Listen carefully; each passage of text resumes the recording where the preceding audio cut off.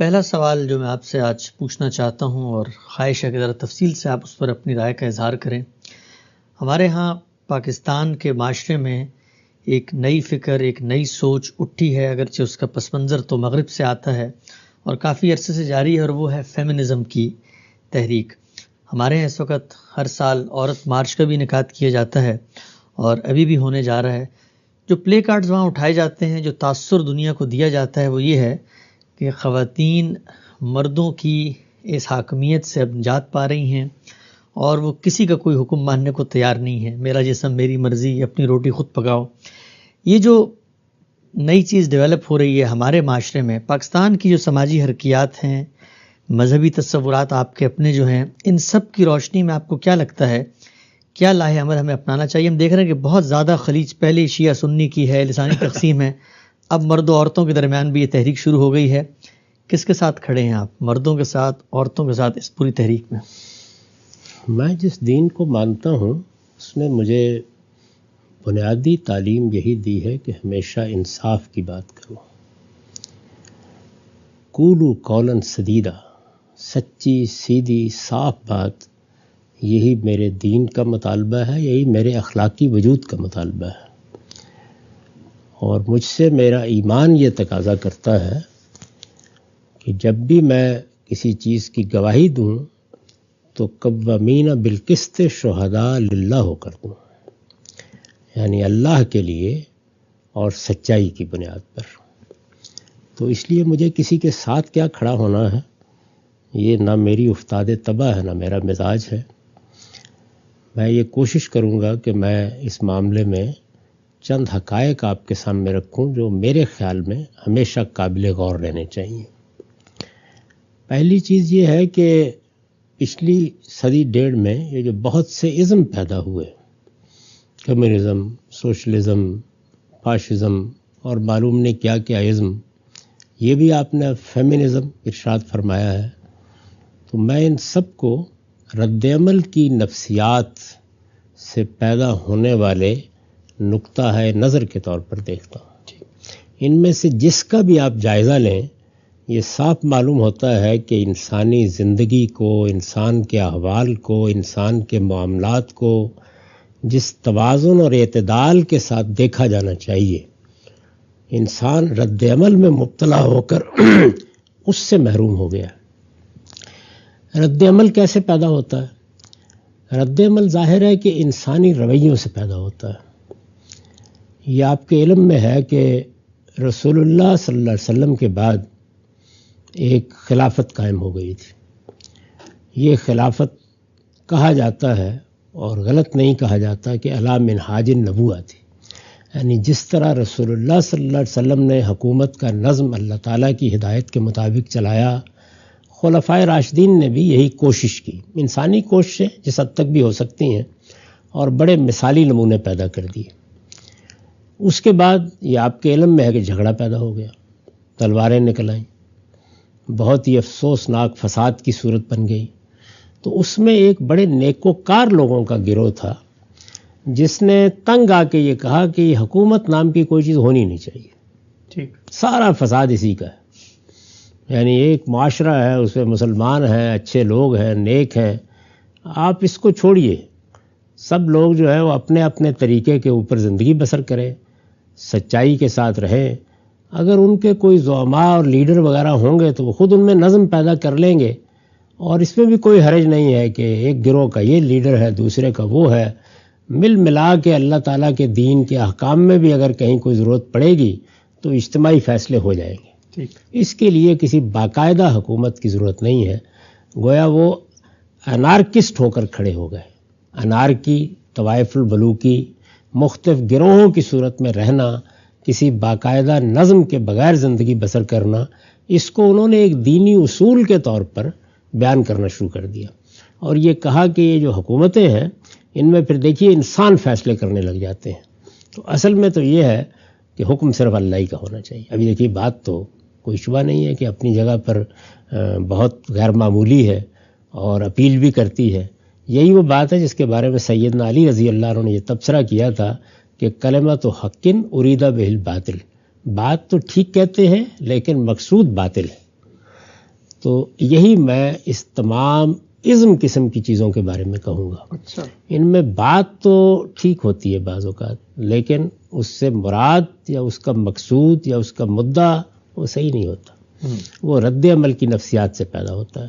اس وقت جو فساد پیدا ہوا، اور ظاہر ہے کہ وہ اللہ کے پیغمبر کے بعد پیدا ہوا تھا، خلفائے راشدین کے بعد پیدا ہوا تھا. مسلمانوں کی ایک بہت بڑی کامیابی تھی جو لوگوں نے اپنی آنکھوں سے دیکھی، اور جس طرح کا معاشرہ دیکھا اور جس طرح کی حکومت دیکھی اس کے بعد پیدا ہوا. لیکن اس رد عمل نے خوارج کے اس گروہ کو مسلمانوں کے لیے ایک مصیبت بنا کے رکھ دیا. اسی طرح سے بعض لوگوں کے دل میں جب یہ خیال پیدا ہو گیا کہ ساری جڑ تو اصل میں اس برائی کی یہ ہے کہ یہ جتنے بھی ذرائع ہیں پیداوار کے اور زندگی کے وسائل ہیں، یہ فرد کی ملکیت میں چلے جاتے ہیں. یہ جیسے ہی جاتے ہیں تو انسان کے اندر جو حرص ہے اور جو لالچ ہے وہ ظلم کی صورت اختیار کر لیتا ہے. تو اس کا خاتمہ کریں، اس سے انسان کی فطرت بھی تبدیل ہو جائے گی. تو کہنے کو یہ بات بہت اچھی تھی. میں نے خود اپنے جوانی کے زمانے میں دیکھا کہ بہت لوگ تھے وہ اس سے متاثر تھے. آج کل بھی وہ آپ کو اس کا سائنٹیفک استدلال پیش کریں گے. وہ یہ کہیں گے کہ یہ تو انسان کی تاریخ کے تجزیے سے کارل مارکس نے نتائج نکالے ہیں، اور دیکھیے کیسے جدلی مادیت جو ہے یہ تو ایک دنیا کی ایسی حقیقت ہے جس کی دریافت کا صحرا اس کے سر ہے. پہلی مرتبہ اس نے انسانی تاریخ کس طریقے سے آگے بڑھتی ہے اس کے اصول دریافت کر لیے ہیں. یہ اس سے بڑی کامیابی ہے جو نیوٹن کو ہوئی ہے یا کسی اور سائنسدان کو ہوئی ہے. لیکن آپ نے دیکھا کہ اس کا نتیجہ کیا نکلا. یعنی اس میں ظلم، عدوان، لوگوں کے اوپر ایک بیجا جبر، انسانی فطرت کے بارے میں ایسے تصورات کہ جنہوں نے خود انسانی فطرت کو مسخ کر کے رکھ دیا وہ سامنے آئے. اور پھر دنیا اس کے بعد اب خیر مناتی ہے کہ اس سے نجات ہو گئی. ایک زمانے میں بڑا رومان تھا، بہت لوگ اس رومان میں مبتلا تھے، اس کے خواب دیکھتے تھے، اس کے لیے جدوجہد کرتے تھے، اور یہ خیال کرتے تھے کہ یہی وہ جنت ہے جو ہم نے دنیا میں قائم کرنی ہے. آپ کو کبھی اگر موقع ملے تو ہمارے بڑے شاعر فیض احمد فیض کی ذرا مہو سال آشنائی پڑھ لیجئے. یعنی وہ جب روس سے ہو کے آئے ہیں تو معلوم یہی ہوتا ہے کہ جیسے جنت الفردوس سے ہو کے آ گئے.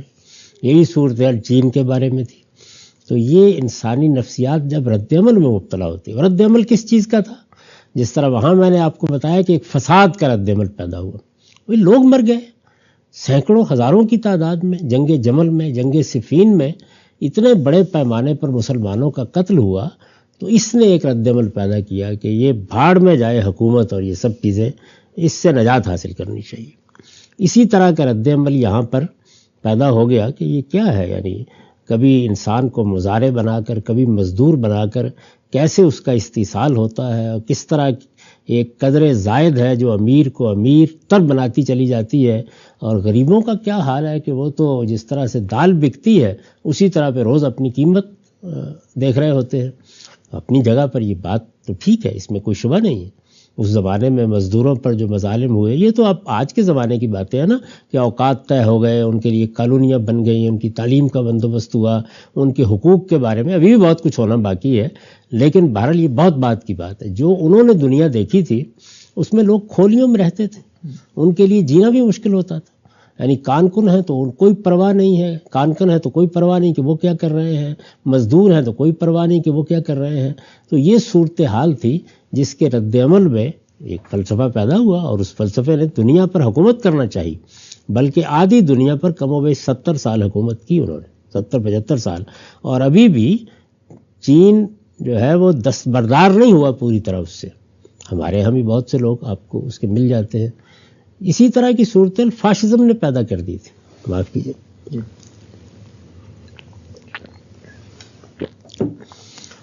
یہ اندازہ ہوا کہ اگر کسی جگہ کوئی بڑا لیڈر پیدا ہو جائے اور ساری قوم اس لیڈر کے ایک حکم پر چپراست کرنا شروع کر دے تو کیسا نظم پیدا ہوتا ہے، اس سے کارکردگی کیا بڑھ جاتی ہے. یہ جو حکومتوں کے مسائل ہیں اور لوگوں کا اس کے ساتھ تعاون عدم تعاون کا معاملہ ہے، یہ کیا چیز ہے. تو ایک زمانے میں آپ کو معلوم ہے کہ بہت عقیدت مندانہ احساس کے ساتھ علامہ اقبال مسولینی سے ملنے کے لیے گئے تھے. ہٹلر کے بھی ہمارے ہاں گیت گائے جا رہے تھے. اسی طرح کی صورتحال جب ابتدا میں مصطفیٰ کمال نے پیدا کی تو یہی ہوا اس موقع پر. یہ ایک شخص ہے، اس کی ذات میں در حقیقت آپ کی پوری قوم کی فلاح اور بہبود اللہ تعالیٰ نے دے دی ہے، اور یہ اسی کا جبر، اسی کا استبداد ہے جس میں سارا خیر ہے. اور عام لوگ بھی اس طرح کی باتیں کرتے ہیں کہ حالات ٹھیک کسی صورت میں ہوں گے کہ وہ 10-20 ہزار بندے مار دیجئے، لوگوں کو اٹھا کے کہیں پھینک دیجئے، اس کے بعد ہی صورتحال بہتر ہوتی ہے، اس کے بغیر صورتحال بہتر ہو نہیں سکتی. تو میں نے یہ عرض کیا کہ اس طرح کی رویں پیدا ہوتی رہتی ہیں اور ان کی بنیاد پر لوگ اس طرح کی باتیں بھی کرتے رہتے ہیں. یہ تحریک بھی اسی طرح کی تحریک ہے. اچھا، جس چیز کے رد عمل میں پیدا ہوئی ہے اس میں کوئی شبہ نہیں کہ وہ ٹھیک ہے. یعنی وہ رد عمل کیا ہے؟ ظاہر ہے کہ ایک نوعیت کی برتری آپ اس کو جسم کی بنیاد پر کہیے، معاشرت کی بنیاد پر کہیے، زرعی تمدن کے پس منظر میں کہیے، مردوں کو حاصل ہوئی، اور دنیا کی تاریخ میں بڑے ایک لمبے عرصے تک یہ صورتحال رہی ہے. اس کے نتیجے میں عورتوں کے ساتھ ظلم ہوا ہے، زیادتی ہوئی ہے. ان کی رائے کیا ہے، ان کے تعلیمی منصوبے کیا ہیں، وہ کیا چیزیں سیکھ سکتی ہیں، ان کو بہت برے طریقے سے پامال کیا گیا. اگر آپ پڑھیں تاریخ، اور اس میں سب لوگ ہیں، یعنی آپ ذمہ دارانہ تمدن میں دیکھیں عورتوں کو کس نظر سے دیکھا جاتا ہے، آپ فلسفیوں کو دیکھیں، کبھی موقع ملے تو آپ بڑے فلسفیوں کو پڑھیں، نیتشے ہی کو پڑھ لیں، اندازہ ہو جائے گا کہ عورت کو وہ کس نگاہ سے دیکھتے ہیں. یعنی اس کی تذلیل، اس کی تحقیر لفظ لفظ سے گویا ابلی پڑ رہی ہے. تو یہ صورتحال اسی طرف زیادہ تر دیکھتا ہے نا آدمی کہ بھائی کوئی فلسفی حکیم لوگ تو کوئی معقول بات کریں گے، لیکن ان کا معاملہ بھی یہی رہا. جب تمدن میں، دیہات میں آپ عورتوں کو دیکھتے ہیں کہ کس طریقے سے گھر میں باہر ان کی تحقیر ہوتی ہے، ظاہر ہے کہ ہر حساس انسان کا دل دکھتا ہے، اور اس کے نتیجے میں ایک رد عمل لازمی طور پر پیدا ہوتا ہے. تو یہ رد عمل جو ہے یہ غلط نہیں ہے اپنی جگہ، لیکن اصل امتحان کیا ہے انسان کا؟ وہ یہ ہے کہ جب اس طرح کا رد عمل پیدا ہو جائے طبیعت کے اندر، تو اس کی نفسیات کو اپنے اوپر غلبہ نہ پانے دیں، کیونکہ اس سے عدم توازن پیدا ہوگا، اس سے اعتدال پر مبنی گفتگو مشکل ہو جائے گی. تو اس وجہ سے میں ہر طرح کے جو ازم ہے ان سے اللہ کی پناہ مانگتا ہوں، کیونکہ یہ کسی انتہا پسندی کے بغیر وجود ہی میں نہیں آ سکتے. اس میں کسی ایک چیز کے رد عمل میں یا دوسری چیز کے رد عمل میں ایک انتہا پسندانہ نقطہ نظر پیدا ہوتا ہے، اور پھر اس کو انسان ایک بہت بڑی چیز یا بڑی اچیومنٹ سمجھ کے بیان کرنا شروع کر دیتا ہے. تو ہونا یہ چاہیے کہ اس مسئلے کا بہت اعتدال کے ساتھ مطالعہ کیا جائے، اس کا اعتراف کیا جائے کہ عورتوں کی تعلیم، عورتوں کی ذمہ داریاں، عورتوں کے حقوق، عورتوں کے معاملات، ان کے ساتھ ہونے والے تمام امور، یہ فی الواقع اس کا تقاضا کرتے ہیں کہ ان کا سنجیدہ مطالعہ کر کے جو زیادتی ہوئی ہے اس کا ازالہ کیا جائے. اس ازالے کے لیے پوری سوسائٹی سرگرم ہو. یعنی یہ صرف عورتوں کا مسئلہ نہیں بلکہ بحیثیت مجموعی انسانیت کا مسئلہ ہے. اگر کسی گروہ کے ساتھ بھی، ہمارے یہاں بچوں کے ساتھ بعض زیادتیاں ہوتی ہیں، آپ یہ جانتے ہیں کہ چائلڈ لیبر ہے اور بہت سی چیزیں ہیں، تو اس میں کوئی ازم بنانے کی ضرورت نہیں ہوتی، بلکہ اس بات کی طرف توجہ دلانے کی ضرورت ہوتی ہے کہ لوگ سنجیدہ طریقے سے اس مسئلے کو اہمیت دیں، اس کے بارے میں اپنی رائے قائم کریں، جو زیادتیاں ہو رہی ہیں ان کا ازالہ کریں، اور جن چیزوں میں کچھ اصلاحات کی ضرورت ہے قانون کی سطح پر، تعلیمی نظام کی سطح پر، معاشرت کی سطح پر، اس میں دریغ نہ کریں. تو میرے نزدیک صحیح رویہ یہ ہونا چاہیے. باقی ازم آپ جو بھی پیدا کر لیں گے، اس کے اندر جیسے ہی اتریں گے اسی طرح کے نعرے لگیں گے، اسی طرح کی انتہا پسندانہ باتیں ہوں گی، اور اسی طرح سے اس کے نتائج نکلیں گے. جس طریقے سے یہ جو میں نے پہلے ازم آپ کے سامنے رکھے ہیں، ان کے نتائج بڑے بھیانک نکلے. یعنی دنیا نے 70-80 سال تک جبر کو اور استبداد کو بھگتا، اس میں کروڑوں کی تعداد میں لوگ مارے گئے، انہیں نکلنا پڑا ہے گھروں سے. اس وقت بھی صورتحال یہ ہے کہ وہ فضا پوری طرح بحال نہیں ہوئی کہ جس میں لوگ اپنی آزادی رائے سے فیصلے کریں، ان کو حقیقی معنی میں عزت حاصل ہو، علم اور دوسرے امور کے معاملے میں انسان کی شخصیت ایک آزادانہ فضا میں نشو و نما پائے، یونیورسٹیوں میں، کالجوں میں، دوسری جگہوں کے اوپر آزادانہ بحث مباحثے کی فضا ہو، اور علم اپنی ذات میں ترقی کرے۔ ایک یہ کہ ایک قوم نے بہت کچھ ترقی کر لی اور اس نے بہت پل بنا لیے اور بہت منارے کھڑے کر لیے، انسانی سطح پر کیا ترقی ہوئی ہے؟ تو یہ ساری چیزیں توازن سے محروم ہوئیں، اور اس کا نتیجہ آپ دیکھ رہے ہیں۔ تو بالکل اسی طرح کا نتیجہ اس سے پہلے جو نظریات پیدا ہوئے اور انہوں نے اپنے انتہا پسندانہ رویوں سے پیدا کیا، اسی طرح کا نتیجہ اس سے پیدا ہوگا، اور اس کی زد پورے خاندان کے ادارے پر پڑے گی۔ خاندان کا ادارہ انسانی تمدن کی بنیاد ہے، یہ بہت بنیادی ادارہ ہے۔ سارے ادارے درہم برہم ہو جائیں، یعنی خوارج حکومت بھی ختم کر دیں، اس سے اتنا فساد پیدا نہیں ہوتا جتنا خاندان کے ادارے میں اضمحلال آ جائے تو اس سے پیدا ہوتا ہے۔ تو میرے نزدیک اس کو کوئی بچوں کا کھیل نہیں سمجھنا چاہیے، خاندان کے ادارے کو اللہ تعالیٰ کی ایک بہت بڑی نعمت سمجھ کر اس مسئلے پہ غور کرنا چاہیے، اور پھر دیکھنا چاہیے کہ کہاں زیادتی ہو رہی ہے، کہاں کسی کی رائے کو بدترین طریقے سے کچلا جا رہا ہے، پامال کیا جا رہا ہے۔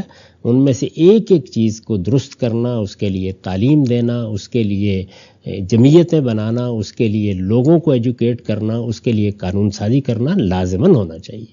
لیکن جب تک آپ اعتدال اور توازن کے ساتھ یہ کام نہیں کریں گے تو ایک ازم آپ کو پینڈولم کی طرح ادھر لے جائے گا اور دوسرا بالکل دوسری جانب لے جائے گا۔ جی ہم سب بہت ہی آپ نے تفصیل سے تجزیہ کر کے بتایا، اور مسئلے کو بطور مسئلہ اس کو انالائز کر کے کیا صورت ہونی چاہیے آپ نے اپنی تجاویز دی۔ کچھ پہلو مزید ہیں، میں چاہتا ہوں ان پہ بھی آپ سے تبادلہ خیال ہو۔ ایک چیز جب آپ یہ فرماتے ہیں کہ وہ معاشرے کا نیریٹو بنے، اس کو تعلیم تربیت کا موضوع بنائیں، ایک تدریج کے ساتھ معاملہ ہو، دنیا میں ہم یہ دیکھتے ہیں کہ یہ جو اجتماعی ضمیر ہے دنیا کا، یہ اس وقت تک متوجہ نہیں ہوتا جب تک کوئی سنسنی، کوئی ہلچل، کوئی قربانی، کوئی تحریک، کوئی موٹیویشن، کوئی بہاؤ نہ پیدا ہو۔ شکاگو میں مزدوروں نے قربانیاں دیں تو کچھ مزدوروں کے حقوق بنے۔ اسی طرح آپ دیکھیں کہ سوشلزم یا کمیونزم کی بات تو ہے، لیکن اس کے نتیجے میں خود سرمایہ داری کے اندر جو ظلم و جبر تھا وہ کم ہوا۔ تو تحریک اگر اپنے کلاسیکل موٹیو میں کوئی اٹھتی ہے اور وہ ایک تحریک کی شکل اختیار کرتی ہے تو اس سے تبدیلی جلدی ہم یہ دیکھتے ہیں کہ سامنے آتی ہے، بنسبت اس کے کہ ایک معاشرے میں نچلی سطح پہ کام ہو رہا وہ پتہ نہیں کامیاب ہوتا ہے ناکام ہوتا ہے۔ اس کی قیمت بہت دینی پڑتی ہے، یعنی آپ جب جلدی تبدیلی لانے کے لیے اعتدال اور توازن کا راستہ اختیار نہیں کرتے تو قیمت بہت دینی پڑتی ہے، اور یہ قیمت کس کی ہے؟ یہ انسان کی قیمت ہے۔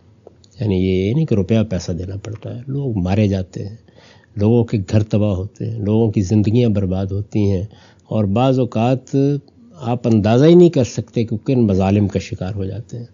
تو اس وجہ سے جو تحریکیں اٹھائی جائیں، تحریکیں اٹھانا کوئی بری چیز نہیں ہے، جو تحریکیں اٹھائی جائیں ان کو بھی ایک توازن اور اعتدال کے ساتھ اپنا ایجنڈا ترتیب دینا چاہیے۔ اس کے لیے آپ جد و جہد کیسے کریں؟ تو جد و جہد میں تو بعض اوقات سختی بھی ہوتی ہے، بعض اوقات آپ کچھ آگے بھی بڑھتے ہیں، بعض اوقات آپ سخت مطالبات بھی کر دیتے ہیں، یہ جد و جہد کا لائحہ عمل ہے، لیکن آپ کا ایجنڈا اعتدال اور توازن پر مبنی ہونا چاہیے ہر حال میں۔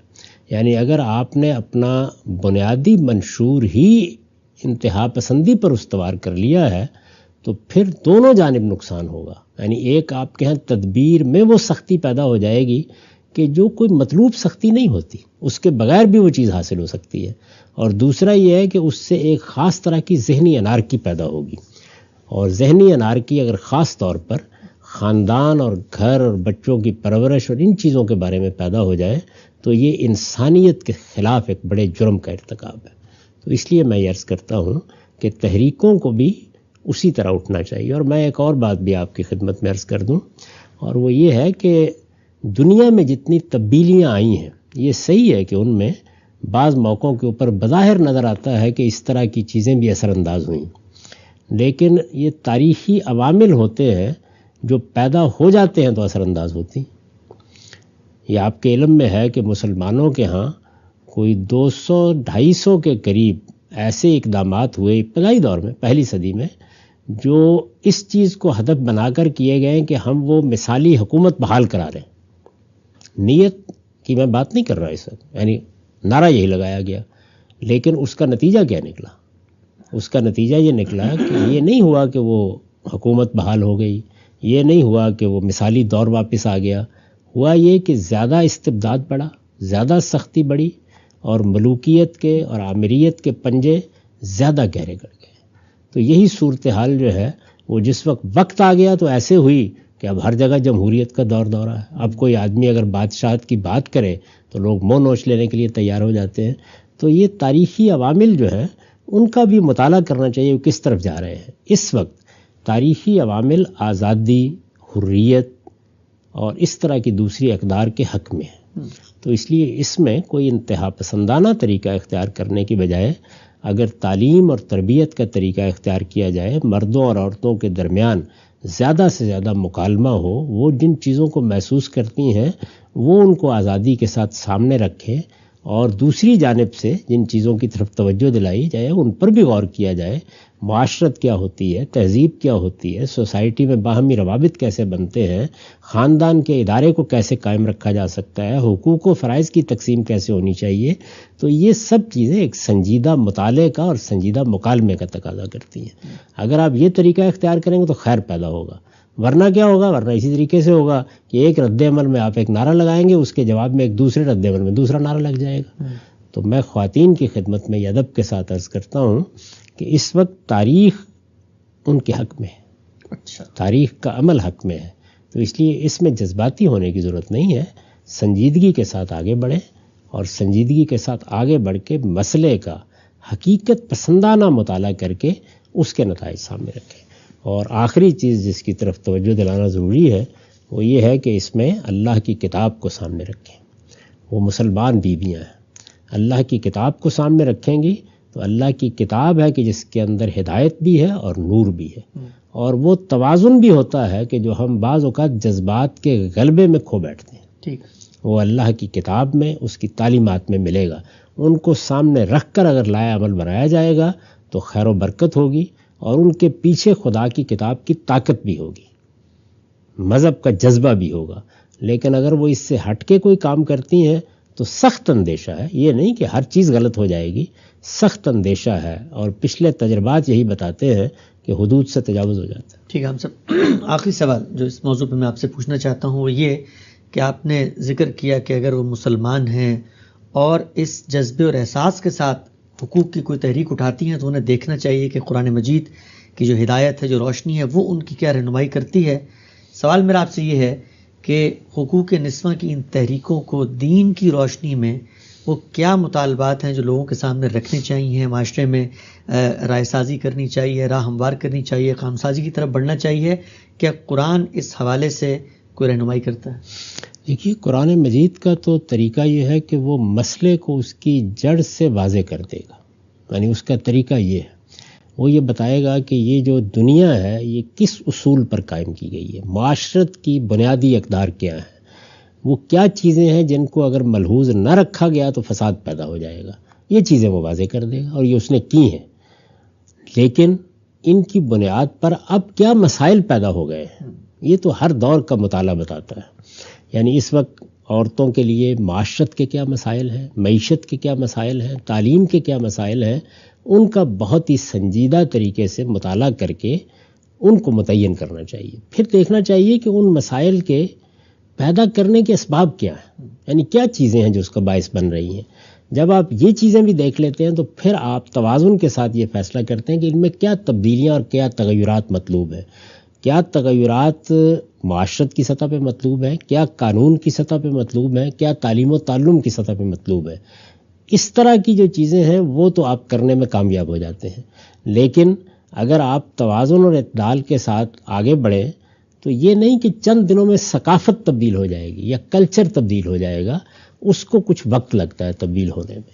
یعنی مغرب میں بھی جو تبدیلیاں آئی ہیں ان کے پیچھے 200-250 سال کی تاریخ ہے. یہ میں تسلیم کرتا ہوں کہ موجودہ زمانے میں شاید اتنا لمبا سفر کسی کے لیے بھی نہیں ہوگا، اس لیے کہ ذرائع ابلاغ غیر معمولی ہو گئے ہیں، دنیا ایک بالکل گاؤں کی صورت اختیار کر رہی ہے.